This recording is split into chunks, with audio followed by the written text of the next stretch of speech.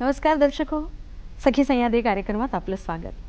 बालक हे उद्याचं उज्ज्वल भविष्य आहे, पण हे भविष्य सुरक्षित, सक्षम आणि संवेदनशील बनवण्यासाठी आवश्यकता आहे ते सजग आणि जबाबदार समाजाची.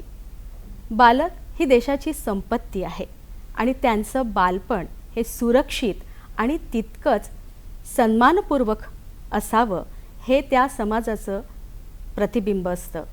मात्र आजच्या बदलत्या सामाजिक परिस्थितीमुळे बालकांसमोर अनेक आव्हानं उभी ठाकली आहेत आणि म्हणूनच आज बालकांच्या भविष्यातील येणाऱ्या अडचणी याबाबत आपण संवाद साधणार आहोत. आजच्या आपल्या कार्यक्रमाचं शीर्षक आहे बालकांच्या उज्ज्वल भविष्यासाठी योगदान. आणि या विषयावर संवाद साधण्यासाठी आपल्यासोबत आहेत ॲडव्होकेट क्षमा आशिष धर्मपुरीवार. मॅडम, तुमचं स्टुडिओमध्ये स्वागत. नमस्कार मॅडमचा थोडक्यात परिचय द्यायचा झाला तर मॅडम चंद्रपूर जिल्ह्याच्या महिला व बालकल्याण समितीच्या अध्यक्षा आहेत. सोबतच त्यांनी LLBचं शिक्षण घेतलेलं आहे. फॉरेन्सिक सायन्समध्ये त्यांचा डिप्लोमा आहे आणि सायबर क्राईम यामध्ये त्या मास्टर्स आहेत. आणि सोबतच सायबर क्राईम आणि इंटरनेट यांचा मुलांवर आणि महिलांवर होणारा परिणाम यावरती त्यांचं संशोधन सुरू आहे.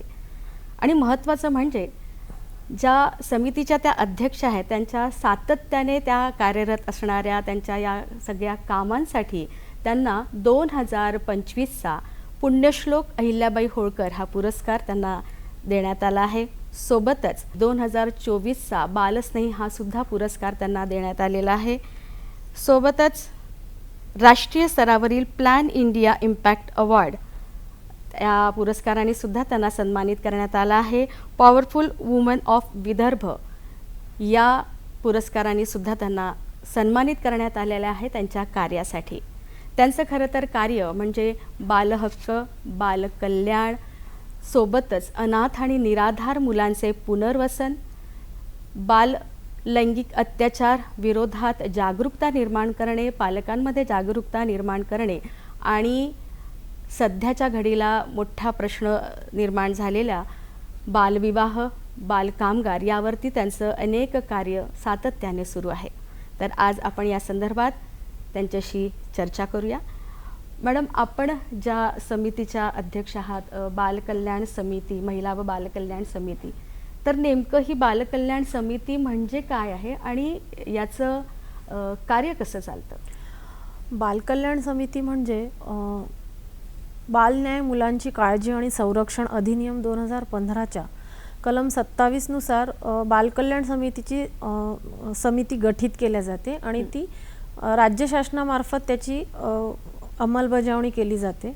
आणि बालकल्याण समितीचं मुख्य कार्य जे आहे ते काळजी आणि संरक्षणाची जी मुलं असतात त्यांना शिक्षणाच्या प्रवाहात आणणे आणि त्यांना त्यांचं जीवन जे आहे ते सुरक्षित करता येईल याकरिता बालकल्याण समितीची स्थापना केलेली असते.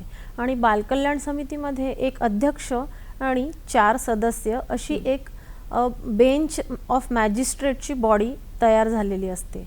आणि त्यांचं कार्य जे आहे ते मुलांना सुरक्षित वातावरण मिळून त्यांना शिक्षणाच्या प्रवाहात आणणे, जर त्यांच्यावर काही अत्याचार झाला असेल तर लैंगिक अत्याचारांमधील मुली, अनाथ मुलं अशा सगळ्या मुलांचं काळजी आणि संरक्षणाचं कार्य जे आहे ते बालकल्याण समिती घेत असते. अच्छा, मग सध्याची सामाजिक परिस्थिती बघता सध्याच्या मुलांसमोर कुठली आव्हानं आलेली आहेत?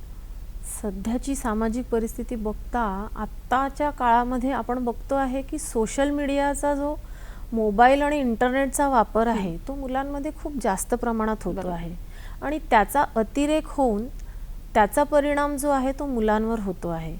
तर जसं इंस्टाग्राम आहे, स्नॅपचॅट आहे, या सगळ्यांचा वापर मुलं करतात.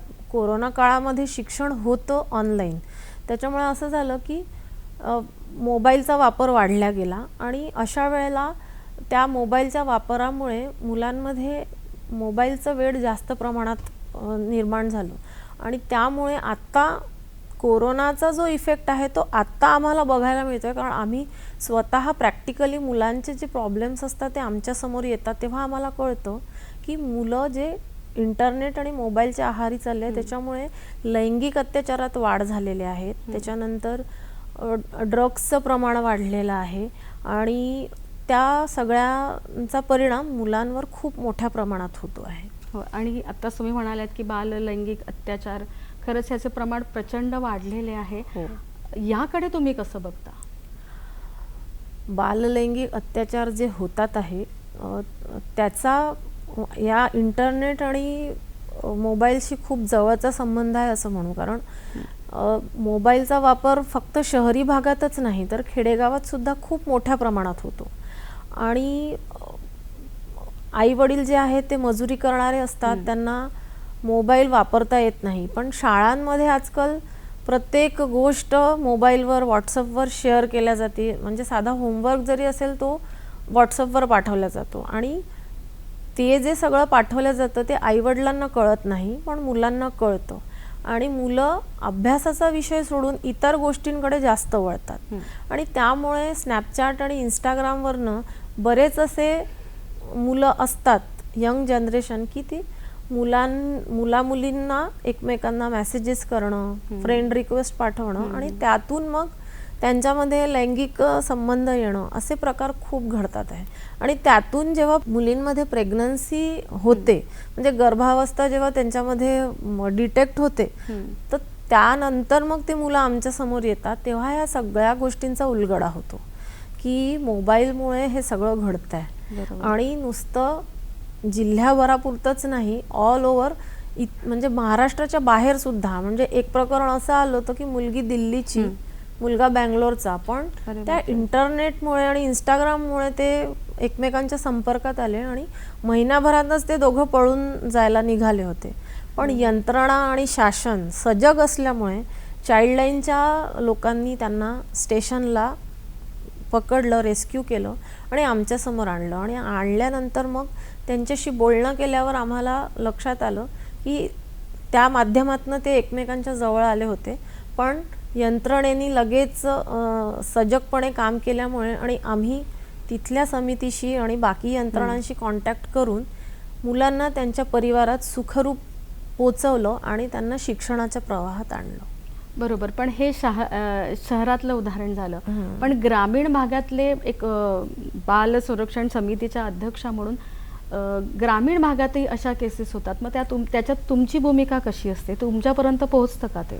हां, ग्रामीण भागातही जरी असे प्रकार होत असतील तरी आम्ही खूप मोठ्या प्रमाणात अवेअरनेस कार्यक्रम जे असतात ते खूप मोठ्या प्रमाणात आमचे खेडोपाडी सुरू असतात. म्हणजे चाइल्डलाईन आहे, वन स्टॉप सेंटर आहे, जिल्हा बाल संरक्षण कक्षमध्ये पण सगळे सोशल वर्कर आणि इतर जी यंत्रणा आहे, काउन्सिलर वगैरे, त्यांना आम्ही खेडेपाडी अवेअरनेस कार्यक्रम करायला पाठवतो आणि तिथे जाऊन हे जे प्रकार घडतात आहे की इंटरनेटमुळे जे प्रकार घडतात आहे तर हे सगळे का घडतात आहे आणि त्यापासून मुलांनी कसं दूर राहायला पाहिजे याबाबतचे कार्यक्रम प्रत्येक ठिकाणी घेतले जातात. तर त्या माध्यमातून आम्ही बरेच अवेअरनेसचे कार्यक्रम घेण्याचा प्रयत्न करतो आहे. फक्त लैंगिक अत्याचारच नाही तर बाकी पण जे आहेत, बालविवाह आहेत, बाकी इतर मुलांवर जे परिणाम होतात आहे सुरक्षेच्या दृष्टीने त्याबाबत आम्ही अवेअरनेस करण्याचा प्रयत्न करतोय. तुम्ही आता वन स्टे च्या संदर्भात बोललात, हे काय वन स्टॉप सेंटर ही एक सेंट्रल गव्हर्नमेंटची योजना आहे आणि तिथे एखाद्या मुलीला जर काही अत्याचार झाला असेल आणि रात्री अपरात्री त्या मुलीला जर कुठे ठेवण्याचं काम पडलं तर सखी वन स्टॉप सेंटर हे एक वन नाईट पुरतं म्हणजे एका रात्री पुरतंचं संरक्षण, निवारा असं म्हणू, तर तिथे त्या मुलीला रात्री पुरतं ठेवलं जातं. पोलीस जेव्हा त्या मुलीला रेस्क्यू करतात किंवा त्या मुलीला आणलं जातं तेव्हा रात्रीपुरतं वन स्टॉप सेंटरला ठेवलं जातं आणि त्यानंतर त्या मुलीला बालकल्याण समितीसमोर आणून मग आमच्या समोर तिचं समुपदेशन करून मग आम्ही तिला फॅमिलीमध्ये पुनर्वसन केल्या जातं. पालकांमध्ये जागरूकता असणं अत्यंत गरजेचं आहे. मग बालकल्याण किंवा महिला आणि बालकल्याण ह्या समितीचं कार्य करत असताना आपण पालकांपर्यंत कसं पोहोचता, त्यांच्यामध्ये जागरूकता निर्माण करण्यासाठी आपलं कशा प्रकारे कार्य चालत आहे? पालकांनी पण आजच्या या घडीला पालकांनी स्वतः सजग असणं खूप गरजेचं आहे. कारण कसं होतं, आत्ताच्या या घडीला पूर्वी संयुक्त परिवार असायचा पण आता तसं राहिलेलं नाही. कारण आई वडील दोघंही नोकरी करणारे असतात आणि मुलांकडे खूप कमी लक्ष दिलं जातं. कारण सकाळपासून संध्याकाळपर्यंत आई वडील बिझी असतात, मुलं आपल्या कामात असतात. पण तरीही पालकांनी स्वतः मुलांकडे दिवसभर जरी कामात असले तरी संध्याकाळी आल्यावर मुलांशी अर्धा तास का होईना दिवसभर काय घडलं याबाबत थोडी चर्चा करणं, त्यांच्याशी मैत्रीपूर्ण वातावरणात त्यांच्याशी बोलणं खूप गरजेचं आहे. आणि आम्ही सुद्धा शाळांमध्ये स्वतः आमच्या यंत्रणेला पाठवून तिथे पॅरेंटिंगचा जो एक सेशन असतो तो घेतो आणि तिथे पालकांना बोलवून त्यांना ते आम्ही अवेअर करण्याचा प्रयत्न करतो की तुम्ही मुलांना वेळ देणं किती गरजेचं आहे. कारण दिवसेंदिवस लैंगिक अत्याचाराचे प्रकार, त्याच्यानंतर इंटरनेट थ्रू होणारे अत्याचार हे खूप जास्त प्रमाणात होतात आहे.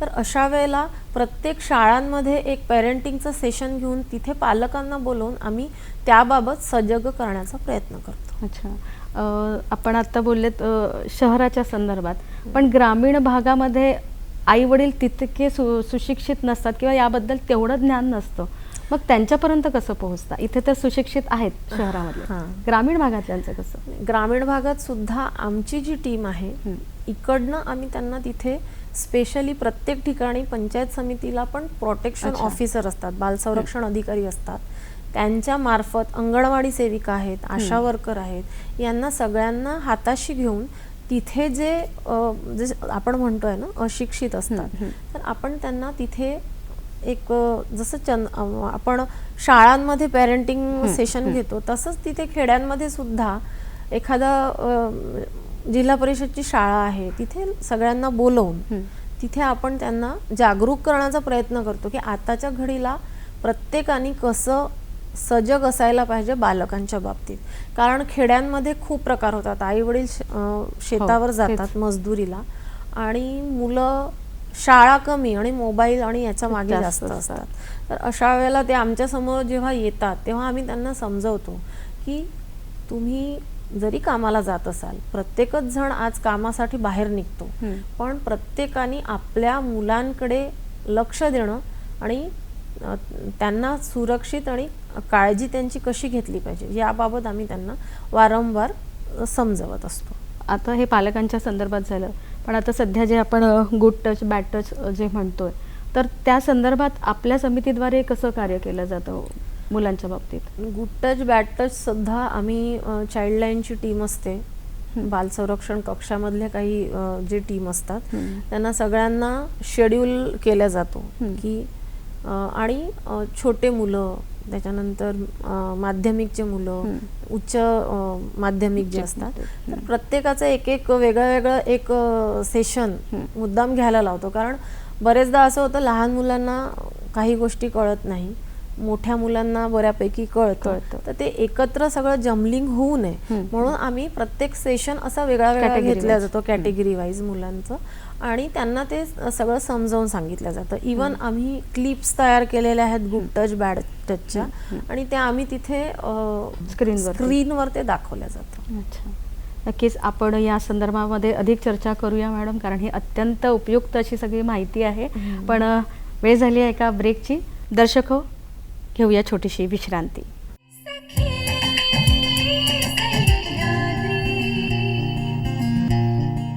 दर्शको, विश्रांतीनंतर परत एकदा आपलं स्वागत. आपण चर्चा करत होतो मॅडम गुड टच बॅड टचच्या संदर्भामध्ये पण आपण डिस्कस केलं. फक्त तुम्ही मगांपासून चाइल्डलाईन ही जी गोष्ट बोलत आहात, हे नेमकं काय आहे? चाइल्डलाईन ही जी आहे एक यंत्रणाच आहे. चाइल्डलाईन 1098 हा एक नंबर, त्यांचा टोल फ्री नंबर दिलेला आहे.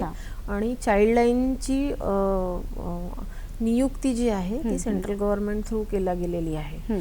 आणि रेल्वे स्टेशन, शहरी भागात एक चाइल्डलाईनची पूर्ण टीम असते. त्याच्यानंतर रेल्वे स्टेशनवर प्रत्येक ठिकाणी चाइल्डलाईनची टीम असते. कारण रेल्वे थ्रू मुलांचं खूप म्हणजे काय म्हणतात, जास्त प्रमाणात जाणं येणं असतं.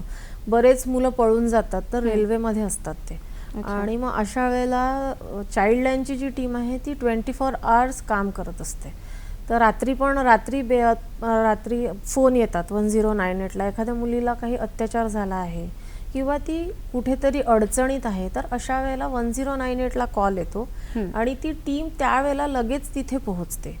आणि त्या मुलाला कसं सुरक्षित करता येईल त्याकरता ती तिथे जाते. आणि तिथे गेल्यानंतर ती बालकल्याण समितीला आधी कळवतात की हा मुलगा किंवा ही मुलगी अडचणीत आहे, तर आता मॅडम आता पुढे काय करायचं. तर मग अशा वेळेला आम्ही त्यांना आदेश देतो की त्या मुलाला आत्ता तुमच्या समोर जेव्हा आहेत ते अडचणीत आहेत तेव्हा त्यांना बालगृहात नेऊन रात्रीपुरतं ठेवायचं. कारण शासनाने बालगृह आणि निरीक्षणगृह सुद्धा स्थापित केलेले आहेत. बालगृहामध्ये काळजी आणि संरक्षणाची मुलं असतात आणि निरीक्षणगृहामध्ये जे 18 वर्षाखालील मुलं मुली गुन्हे करतात त्या मुलांना निरीक्षणगृहात ठेवलं जातं. तर अशा वेळेला मग चाइल्डलाईनचे जे मेंबर्स कोणी असतात त्यांना आम्ही सांगतो की बालगृहामध्ये त्यांना तात्पुरत्या स्वरूपात ठेवा. कारण फक्त जिल्ह्यापुरतंच नाही तर ऑल ओव्हर इंडियामधनं मुलं म्हणजे जसं बिहार झारखंडची मुलं असतील तर ते हैदराबादकडे जाताना थापडतात स्टेशनला. तर अशा वेळेला मग त्या मुलांना तिकडे त्यांच्या राज्यामध्ये त्यांची FIR झालेली असते आणि आई वडील त्यांचा शोध घेत असतात. तर अशा वेळेला मग आम्ही तिथल्या समितीशी कॉन्टॅक्ट करून त्या मुलांना त्या परिवारात सुखरूप पोचवण्याचं काम करतो की जेणेकरून त्यांच्यावर, कारण आता बरेच ठिकाणी असं होत आहे की मुलांना किडनॅप करून त्यांच्या किडन्या विकणं किंवा त्यांना कुठल्या तरी वाईट मार्गाला लावणं असे प्रकार घडतात आहे. तर अशा वेळेला जेव्हा चाइल्डलाईन मार्फत मुलं येतात तेव्हा आम्ही त्यांना सुखरूपपणे त्यांच्या परिवारात कसं पोहोचवता येईल तर ती सगळी यंत्रणेमार्फत आम्ही त्याची कार्यवाही करीत असतो. कोणालाही सर्वसामान्याला समजा जाणवत असेल की हा मुलगा आपल्याला काहीतरी धोक्यात दिसते किंवा काही गडबड आहे, तर कोणीही ह्या 1098 या नंबरवरती जर कॉल केला तर ती मंडळी तुम्हाला सगळ्या संदर्भामध्ये या संदर्भात मदत होईल. आणि मुलांना त्याचा फायदा होतो. लगेच जर ते कुठेतरी अडचणीत असतील तर तेव्हा ती यंत्रणा पूर्णपणे कार्य करत असते. मॅडम, समाजाने बाल संरक्षणासाठी कुठली जबाबदारी घ्यायला हवी? समाजच तर सगळ्या म्हणजे बाल संरक्षण जर करायचं आहे तर समाजानेच पुढाकार घेतला पाहिजे. कारण बरेचदा असं होतं की बालविवाह होतो आहे गावातल्यांना माहीत असतं की मुलगी छोटी आहे पण कोणीही समोर येत नाही.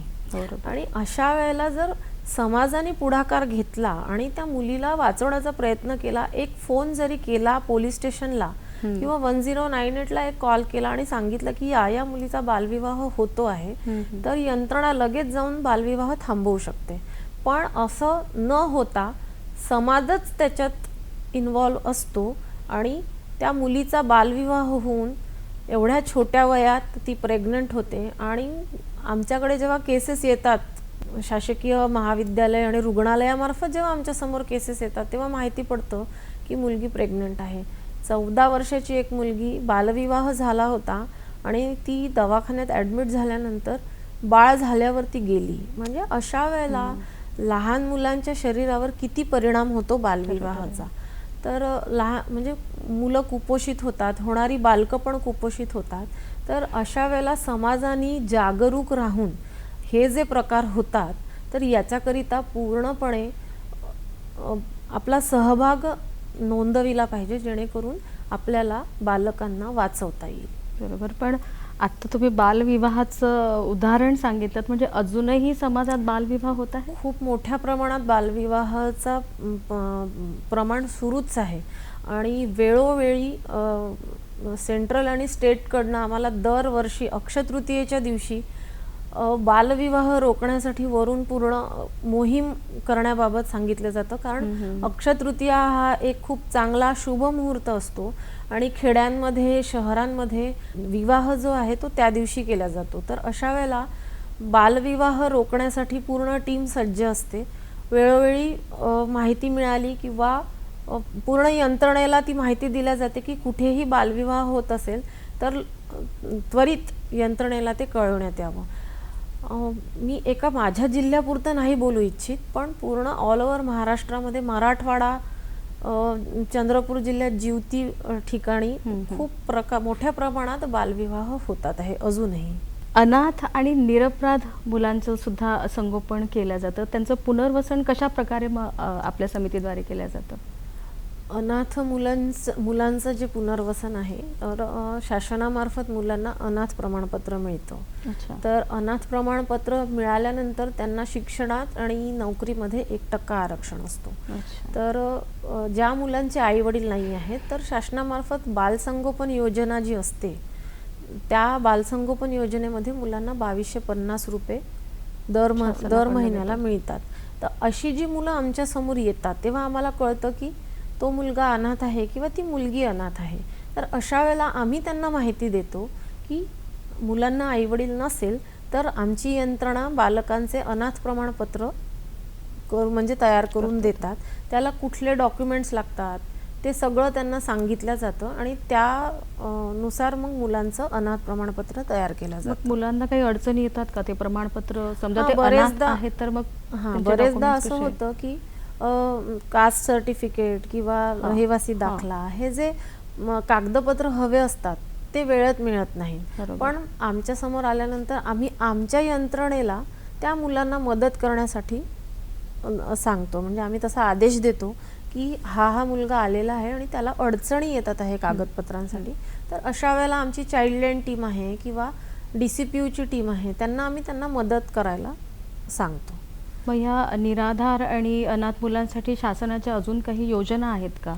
म्हणजे एक स्पॉन्सरशिप योजना आहे. त्या मुलांना दर महिन्याला 4000 रुपये मिळू शकतात. तर अनाथ मुलं जे आहेत त्यांना शासनामार्फत 4000 रुपये. तर आम्ही अनाथ मुलांसाठी स्पेशली स्पॉन्सरशिप योजना दिल्या जाते त्यांना.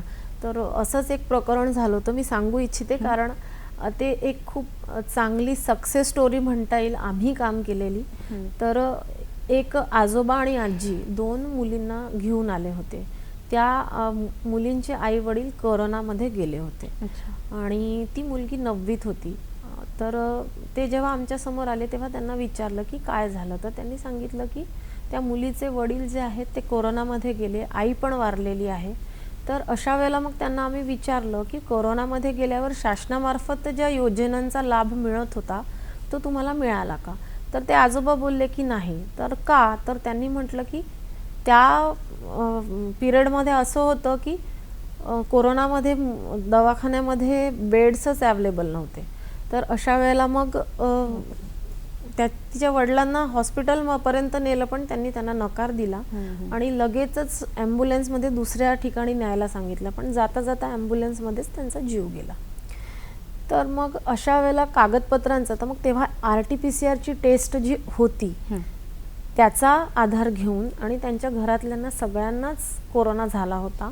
तर त्याचा आधार घेऊन आम्ही कलेक्टरांशी बोललो. जे आमचे माननीय जिल्हाधिकारी असतात त्यांना ह्याबद्दल आम्ही सांगितलं गेलो आणि मग त्या मुलींचा प्रस्ताव त्यांच्यासमोर ठेवला गेला आणि जिल्हाधिकाऱ्यांनी आम्हाला खूप सहकार्य केलं आणि त्या मुलींचा जो प्रस्ताव होता तो मंजूर करून त्या मुलींना शासनामार्फत त्या कोरोना काळामध्ये निधीचा लाभ मिळत होता. तर तो लाभ त्यांना मिळवून देण्यात आला आणि त्या मुलीनी 10वीतही ती मुलगी मेरिट आली.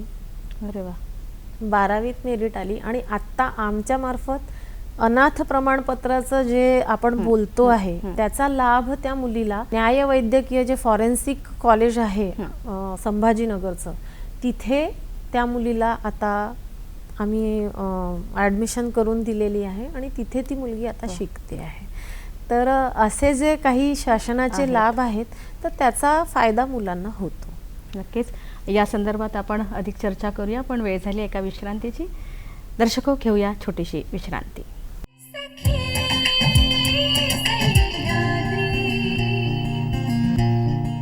दर्शको, परत एकदा आपलं स्वागत. आज आपण संवाद साधत आहोत बालकांच्या उज्ज्वल भविष्यासाठी योगदान या विषयावरती. ॲडव्होकेट क्षमा आशिष धर्मपुरीवार यांच्याशी आपण चर्चा करतोय. मॅडम, आपण आत्ताच सगळ्या या संदर्भात चर्चा केली, पण बालसंगोपन योजनांचा आयुष्यामध्ये मुलांना कसा उपयोग होतो? बालसंगोपन योजना जी आहे ती प्रत्येक मुलामागे 2250 रुपये मुलांना मंथली मिळतात, म्हणजे महिना 2250. तर कसं असतं खेड्यांमध्ये किंवा शहरामध्ये एक पालक जी महिला असेल तर अशा वेळेला तिला 2-2 मुलांचं संगोपन करणं म्हणजे खूप कठीण आणि अशक्य प्राय आहे आताच्या महागाईच्या जमान्यात. तर अशा वेळेला ती मजुरी करते, 200 रुपये मजुरी. बरोबर. तर ते सगळं महिना असा त्यांचा होत नाही, कठीण जातं सगळं. आणि शिक्षण पण सगळ्याच गोष्टी असतात. तर अशा वेळेला शासनाने जी बालसंगोपन योजना दिलेली आहे तर प्रत्येकी 2250 म्हणजे एका महिलेला जर 2 मुलं असतील तर त्यांना सहज एक 4-5 हजार रुपये महिना मिळतो. तर त्याचा जो फायदा आहे तो मुलांच्या शिक्षणाकरिता महिला करीत असतात. म्हणजे जसं शाळा आहे त्याच्यासोबत त्यांचे काही पुस्तकं असतील किंवा काही क्लासेस असतील तर त्याचा त्या पैशाचा त्यांना फायदा होतो. तर अशा वेळेला ती योजना जी आहे ती खूप फायदेशीर मुलांसाठी ठरते.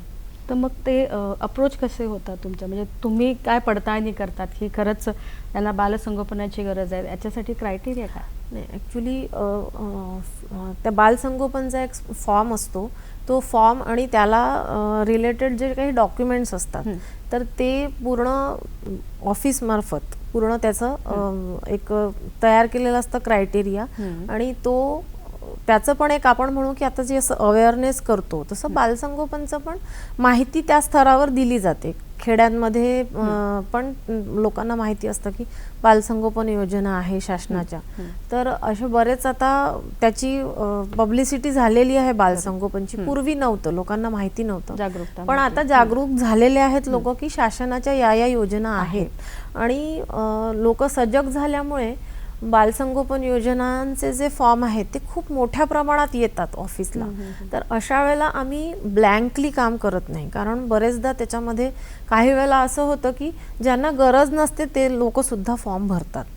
तर मग अशा वेळेला आम्ही प्रत्येक तालुक्याची लिस्ट वाईज त्यांची मुलाखत आमच्या समोर घेतो. म्हणजे पालक आणि बालक या दोघांनाही आमच्या समोर बोलवतो आणि आम्ही त्यांच्याशी चर्चा करतो की आणि एक सामाजिक तपासणी अहवाल, त्या प्रत्येक फॉर्म मागे एक सामाजिक तपासणी अहवाल यंत्रणेमार्फत केला जातो. म्हणजे त्यांच्या घरी जाऊन आमची जी टीम असते ती घरी जाऊन पूर्ण चेक करते की खरंच परिस्थिती तशी आहे का.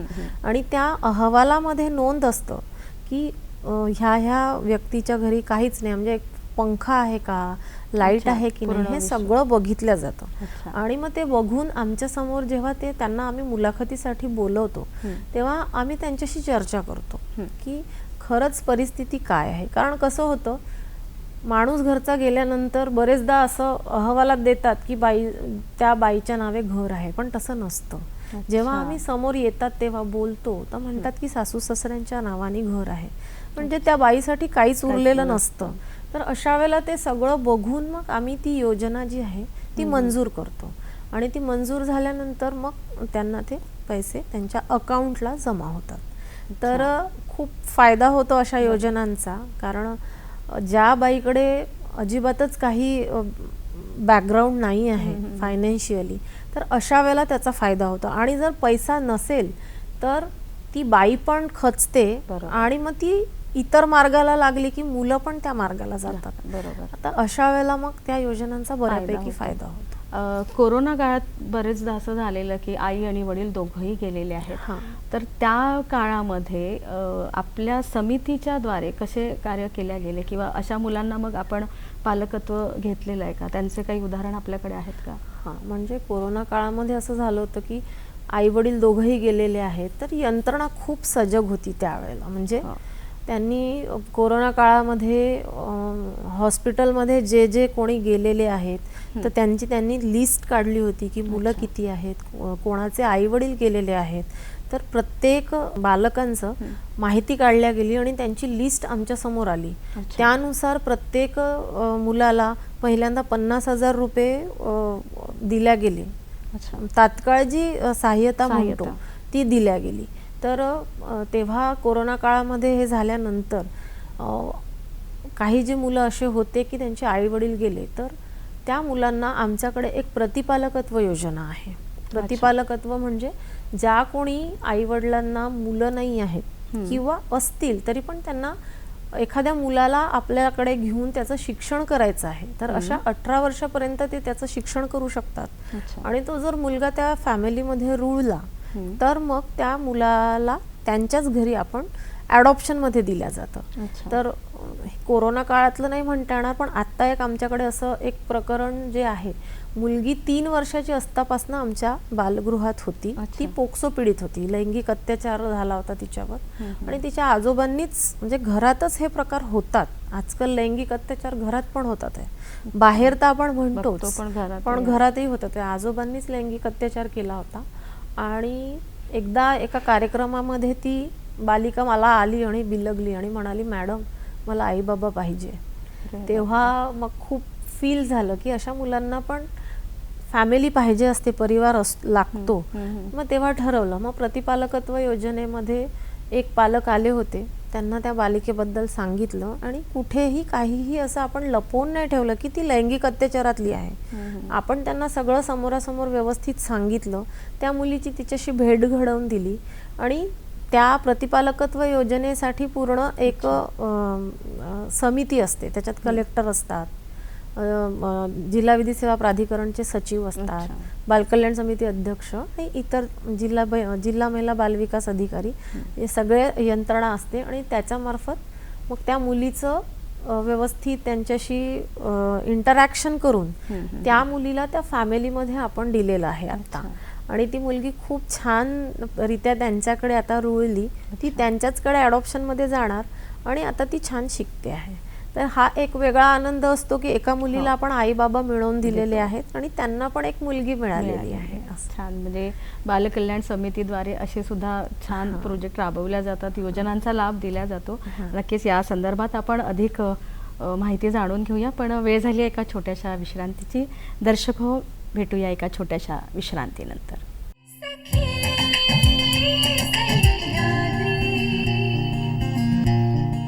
सखी सह्याद्री कार्यक्रमात सखींनो आपलं परत एकदा स्वागत. आपण चर्चा करत आहोत बालकांच्या समस्यांसंदर्भात. मॅडम, बालगृहातील मुलांच्या मानसिकतेवरती कसं कार्य केलं जातं किंवा त्यांच्या मानसिक आरोग्याकडे आपण कसं लक्ष पुरवलं जातं समितीकडनं? बालगृहामध्ये खूप वेगवेगळ्या प्रकारचे मुलं मुली येतात. म्हणजे काही लैंगिक अत्याचारातले असतील किंवा काही घरातून पळून आलेले असतात किंवा काही ड्रग ॲडिक्ट असतात. म्हणजे नशा करणारे मुलं पण खूप प्रमाणात, आता खूप प्रमाण वाढलं आहे नशेचं आणि ड्रग्सचं पण प्रमाण खूप वाढलं आहे. तर अशा वेळेला ते मुलं जेव्हा येतात तेव्हा काही मुलं खूप अति हायपर असतात, काही मुलं ट्रॉमामध्ये असतात. तर अशा वेळेला समुपदेशिकेची भूमिका खूप महत्त्वाची असते. तर त्याकरिता समुपदेशक एक नेमलेला असतो आणि वेळोवेळी त्या मुलांचं समुपदेशन तिथे केलं जातं. आम्ही सुद्धा समिती म्हणून त्यांच्याशी खूप समितीचं वातावरण जे आहे ते चाइल्ड फ्रेंडली असायला हवं, जेणेकरून एखादा मुलगा जर आमच्यासमोर आला तर आपण त्याच्याशी मैत्रीपूर्ण वातावरणात जर बोललो तर ते तिथे रिलॅक्स होतात आणि खूप चांगल्या प्रकारे आपल्याशी संवाद साधतात आणि कुठल्याही ट्रॉमात असतील तरी ते त्याच्यातून निघतात. तर अशा वेळेला बालगृहामध्ये सुद्धा आम्ही काउन्सिलिंग सेशन्स घेतो मुलांचे आणि त्याच्यातून त्यांना बाहेर काढण्याचा प्रयत्न करतो. आमच्याकडे एक मुलगी ड्रग ॲडिक्ट आली होती, पण वातावरण कसं, तर घरचं वातावरणामुळे ती त्या व्यसनाधीन झाली त्या वातावरणामुळे. म्हणजे आईनी वडील गेल्यानंतर दुसरं लग्न करून घेतलं आणि मुलं जे आहेत दोघंही बहीण भाऊ ते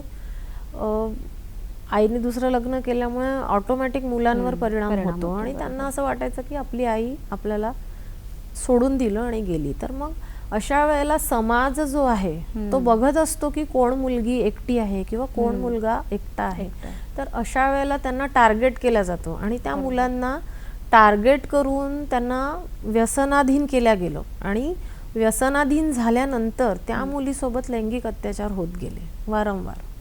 आणि मग ज्या वेळेला ते सगळं झालं तेव्हा ती मुलगी आमच्यासमोर आली तर ती खूप अतिशय ट्रॉमामध्ये होती. तर अशा वेळेला वारंवार तिचं काउन्सिलिंग, तिला वैद्यकीय एड पुरवणं, म्हणजे तिला औषधं गव्हर्नमेंट हॉस्पिटलमार्फत मानसोपचार तज्ज्ञांना लगेच तात्काळ बोलवून तिचं जे काही त्रास आहे तो बघून तिला औषधं देणं, ह्या सगळ्या गोष्टी केल्या गेल्या आणि आता ती मुलगी एकदम शांत झालेली आहे आणि व्यवस्थित राहते आहे. आणि अशा वेळेला बालकांना म्हणून काउन्सिलिंग सेशन्स खूप आवश्यक असतात. तर हे सगळं समितीद्वारे समितीद्वारे यंत्रणेमार्फत केलं जातं. पोक्सो हा जो कायदा आता आलेला आहे या संदर्भामध्ये थोडीशी विस्तृत आपल्याला माहिती आपल्या दर्शकांना दिली तर जास्त चांगलं होईल. पोक्सोचा जो कायदा आहे तो 18 वर्षाखालील जे मुलं मुली असतात, मग त्याच्यात मुलगा असो की मुलगी, त्यात असं काही भेदभाव नाही, लिंगभेद केलेला नाही आहे. तर एखाद्या मुलावर किंवा मुलीवर अत्याचार झाला तर तिथे पोक्सो कायदा लागू होतो. तर जसं तुम्ही नुसता हात जरी लावला तरी पण पोक्सो कायदा लागतो. अच्छा. हां, तर अशा वेळेला थोडंसं सगळ्यांनीच सजग राहणं गरजेचं आहे. एकदा असं झालं की गुड टच बॅड टचचं आम्ही सेशन्स घेतो खेड्यांमध्ये जाऊन किंवा शहरामध्ये. तर लहान मुलांना कळत नाही एवढं. तर त्यांना सांगितलं होतं की गुड टच काय असतो, बॅड टच काय असतो. तर अशा वेळेला जेव्हा त्यांना सांगितलं गेलं तर एकदा मला फोन आला चाइल्डलाईनचा की मॅडम एक छोटीशी मुलगी आहे आणि तिने कॉल केला 1098ला की मला असं एका दादाने हात लावला. अच्छा. मी घाबरले, कारण छोटीशी मुलगी आणि तिने सांगितल्यावर आपण एकदम सजग राहणं गरजेचं आहे. मी यंत्रणेला सगळ्यांना कामाला लावलं पटापट की 1098ला सांगितलं की तिथली आशा वर्कर किंवा जी कोणी अंगणवाडी सेविका आहे तिला तिथे पाठवण्यात यावं की मुलगी सुरक्षित आहे की नाही. कारण आई वडील घरात नव्हते, आई वडील मजुरीला गेलेले होते आणि म्हणलं मुलगी दार उघडत नाही. मग ती म्हणाली चाइल्डलाईनची मेंबर की मॅडम मुलगी दार उघडत नाही आणि ती आत आहे आणि तिने असं सांगितलं. पण जेव्हा यंत्रणेला पाठवल्या गेलं तेव्हा लक्षात आलं की त्या मुलांनी फक्त असं तिला लाड करायला म्हणून गालाला हात लावला. तर अशा वेळेला काय होतं की आपण गुड टच बॅड टचची जेव्हा सेशन्स घेतो किंवा आपण अवेअरनेस कार्यक्रम घेतो तेव्हा तिथे हे सुद्धा सांगणं गरजेचं असतं की गुड टच बॅड टच म्हणजे काय आहे एक्झॅक्ट नक्की. कारण कसं होतं ना, नुसतं असा गालाला हात लावला म्हणजे काही बॅड टच नाही झाला. तर अशा वेळेला असे प्रॉब्लेम्स होऊ शकतात. तर गुड टच बॅड टचचे सेशन्स घेतल्या जातात आणि त्याचा आजकाल आई वडील आणि मुली पण सजग झालेले आहेत. म्हणजे पहिले असं व्हायचं की घाबरायचे पुढे यायला, पण आता तसं होत नाही. बऱ्यापैकी मुली स्ट्रॉंग झालेल्या आहेत, समोर येतात आणि समोर येऊन कंप्लेंट्स करतात की यांनी हात लावलेला आहे किंवा हा मला त्रास देतो. तर अशा वेळेला त्या मुली सुरक्षित होतात आमच्या समोर येऊन आणि आम्ही प्रॉपर काउन्सिलिंग करून त्यांना शिक्षणाच्या प्रवाहात आणण्याचा प्रयत्न आमचा सातत्याने सुरू आहे. बरं, बालभिक्षेकरी अजूनही आपल्याला दिसतं, तर त्या संदर्भात सुद्धा बालकल्याण समितीकडनं काही योजना किंवा काम होतं का? बालभिक्षेकरीसाठी सुद्धा, म्हणजे बालभिक्षेकरी तर आपण म्हणू की जागोजागी आपल्याला मोठ्या मोठ्या शहरांमध्ये तर सगळीकडे जे काय म्हणू आपण सिग्नल्स असतात की नाही, तिथे सुद्धा तुम्ही बघाल तर तिथे असे बिचारे छोटे छोटे मुलं आपले भीक मागताना दिसतात. तर त्याच्यासाठी सुद्धा वारंवार यंत्रणा सजगतेने काम करते, पण त्यांच्याकडे कागदपत्र नसतात, तर अशा वेळेला खूप अडचणी होतात. आणि बाहेर राज्यातले जे लोक आहेत ते इथे येऊन जे आपण म्हणतो ना बाहुल्या विकतात किंवा फुगे विकणारे हे, तर हे बरेच जण असे सगळीकडे पसरलेले आहेत. आणि हे लोक आपण स्वतः शिकलेले नसतात, पण मुलांनाही ते कामाला लावतात. तर अशा वेळेला जिल्हा विधी सेवा प्राधिकरण आणि राष्ट्रीय स्तरावरही एक साथी अभियान जे आहे ते राबवल्या गेलं होतं. तर आमच्या जिल्ह्यामध्ये आम्ही बालभिक्षेकरी जे होते त्यांना रेस्क्यू करून संस्थेमार्फत आणि आमच्या यंत्रणेमार्फत रेस्क्यू करून 300 मुलांना साथी अभियानामार्फत आधार कार्ड जे आहे ते आधार कार्ड आम्ही त्यांचं तयार करून आमच्या समोर त्यांना प्रोड्यूस केला गेलं 300 मुलांना. आणि त्यांची एक ऑसिफिकेशन टेस्ट म्हणतो, म्हणजे त्यांच्या वयाची पडताळणी जी आहे ती शासकीय रुग्णालयातून केली जाते, कारण त्यांच्याकडे कुठलंही कागदपत्र नसतं. कारण हे भटकंती करणारे लोक असतात ना, त्यांच्याकडे कागदपत्र नसतात. तर अशा वेळेला मग आम्ही त्या मुलांची बालकल्याण समितीसमोर उपस्थित करून त्यांना वयाची पडताळणीसाठी आदेशित करतो. आणि जी यंत्रणा आहे ती यंत्रणा त्यांना त्यांचे जे कागदपत्र आहे ते तयार करून आमच्यासमोर आणल्या गेलो. आणि आधार कार्ड प्रत्येकाचं तयार केलं गेलं त्या मुलांचं, जी बालभिक्षेकरी मुलं होती त्यांचं. आणि त्या आधार कार्डच्या आधारे त्या मुलांना मग शाळेत प्रवेशित केल्या गेलं. तर असे 300 ते 400 मुलांना आमच्या जिल्ह्यामध्ये आम्ही प्रवेशित केले. मग बालमजूर आणि बालकामगार जे आहेत मग त्यांना पण ही योजना लागू होते का मग? हां, म्हणजे जर त्यांच्याकडे कागदपत्र नसतील तर यंत्रणेलाच आम्ही त्यांना सगळी मदत करायला लावतो. कारण कसं होतं, बरेचदा इतर जिल्ह्यातले मुलं येतात तर ते आपल्या जिल्ह्यात, जसं महाराष्ट्र आहे तर महाराष्ट्रात आलेले मुलांना महाराष्ट्रात आपल्याला ठेवता नाही येत. जे बिहारचे मुलं असतील तर आम्ही तिथे स्थानांतरित करतो, कारण तो त्यांच्या राज्यातला मुलगा असतो. मग तिथली जी यंत्रणा आहे ती त्यांचं काम करत असते. पण आपल्या जिल्ह्यातले किंवा आपल्या महाराष्ट्रातले मुलं असतील तर ती यंत्रणा, महाराष्ट्रातली जी यंत्रणा आहे ती त्यांच्यासाठी कार्य करत असते. तर बाल कामगार सुद्धा बऱ्याच प्रमाणात घडतात आहे. कारण कसं होतं, शिक्षणाकडे न जाता मुलं पैशाच्या मागे लागलेले असतात. तर अशा वेळेला मग बालकामगार सुद्धा एक रेस्क्यू मोहीम केल्या जाते. आणि त्याच्यामार्फत जेव्हा मुलं सापडतात तर तेव्हा मग आम्ही आमच्या समोर आणून आईवडिलांना समजावतो की मुलांचं शिक्षण किती महत्त्वाचं आहे. आणि मग त्यांच्याकडनं हमीपत्र घेऊन मुलांना शाळेत घातलेलं आहे की नाही तर त्याची एक रिसिप्ट सुद्धा आम्ही मागतो की जेणेकरून तो मुलगा शिकला पाहिजे, शिकतोय की नाही, आणि वेळोवेळी त्याचं जे फॉलोअप आहे तो घेत असतो. नक्कीच आपण जाणून घेऊया या सगळ्या संदर्भामध्ये. वेळ झाली आहे छोट्याशा विश्रांतीची, घेऊया छोटीशी विश्रांती. दर्शको, भेटूया विश्रांतीनंतर.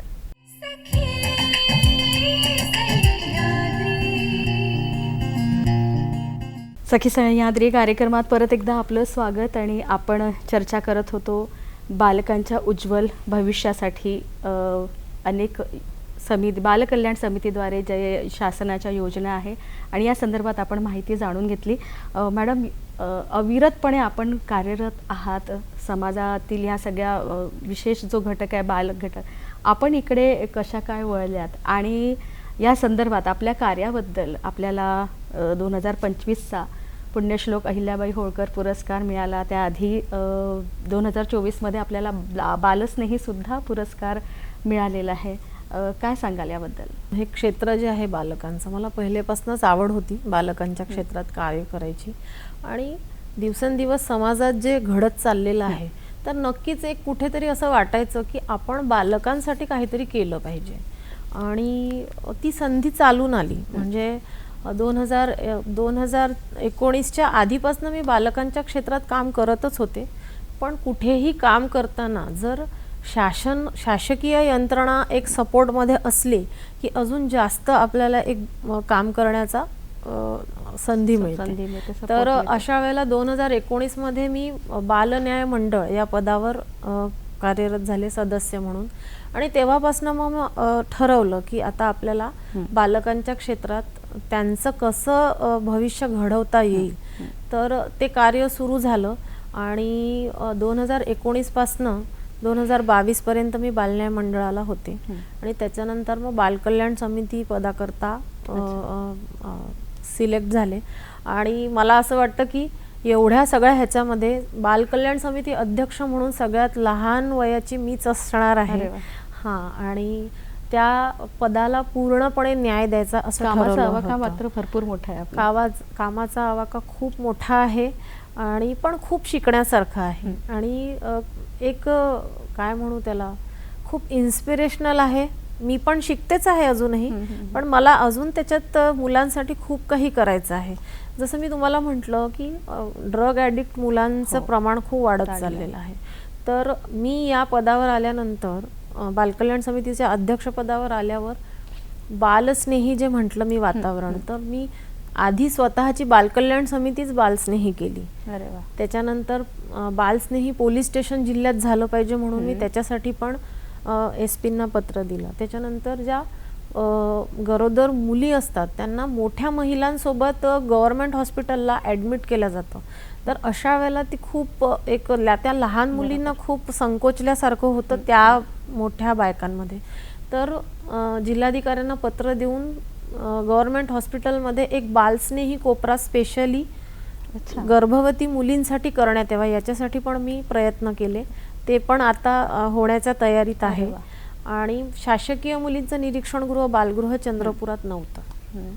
तर सातत्याने पाठपुरावा करून विदर्भातलं दुसरं शासकीय मुलींचं निरीक्षणगृह आणि बालगृह चंद्रपुरात आपण माझ्या पदावर आल्यानंतर मी ते केलेलं आहे. कारण शासकीय मुलींचं निरीक्षणगृह बालगृह अमरावतीत होतं आणि प्रत्येक वेळेला मुलींना तेवढ्या लांब नेणं आणणं हा खूप मोठा टास्क होता.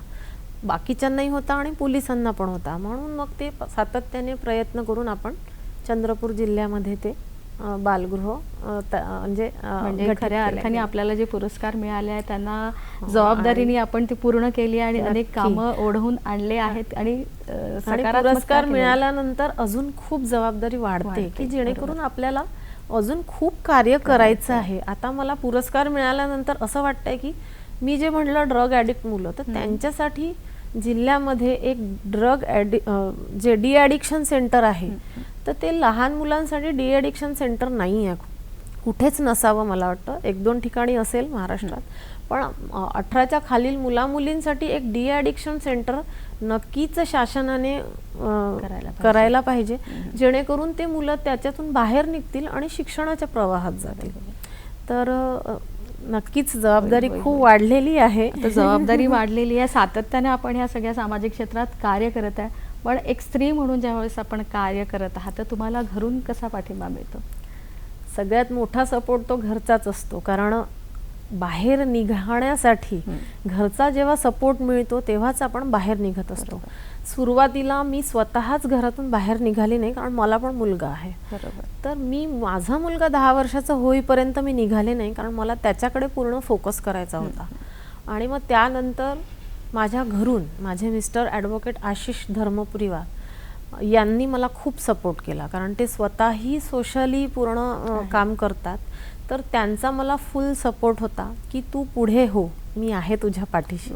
असं करून त्यांनी मला पूर्णपणे पाठिंबा दिला. माझे आई वडील, माझा मुलगा, माझ्या बहिणी, माझी सासरची मंडळी सगळ्यांनीच मला सपोर्ट केला.